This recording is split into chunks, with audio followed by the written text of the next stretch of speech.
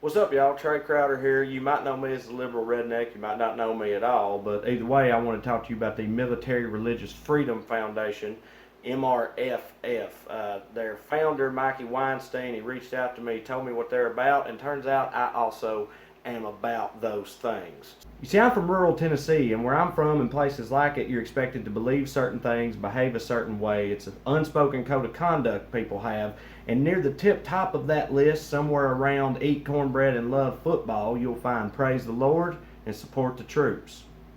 You see, people in these places, they would have you believe that we live in a Christian nation, one that is protected, defended, and represented by an army of holy warriors.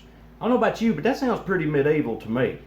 And look, I love Game of Thrones as much as the next guy, but in the actual Middle Ages, they weren't no goddamn dragons. And if you believed math was real, they'd tie you to a tree and set it on fire. So I'd rather not go back there. Now, the fact of the matter is, this is not a Christian nation and never has been. On the contrary, one of the fundamental founding principles of this country is the separation of church and state. Why? Because fuck the divine right of kings. That's why.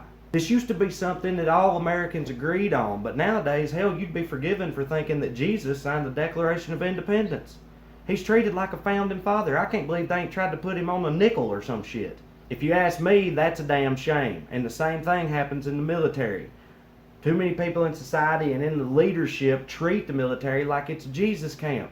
Your uniform comes with an assumption of reverence for Christ.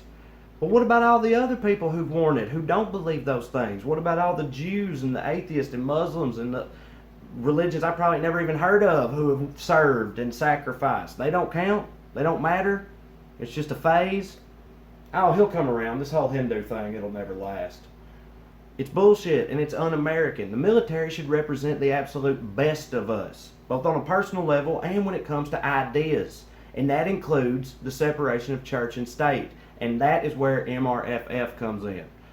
They fight to ensure that the military upholds the ideal of the separation of church and state, and by extension, that America as a nation does as well. So if that sounds like something you could get behind, go to mrff.org and see what they're about. And if you particularly dig it, click on the donate button and show them some love in that way, okay? Lord knows they need it. Well, all right, that's probably not the best way to put it. Anyway, check them out. Thank y'all very much.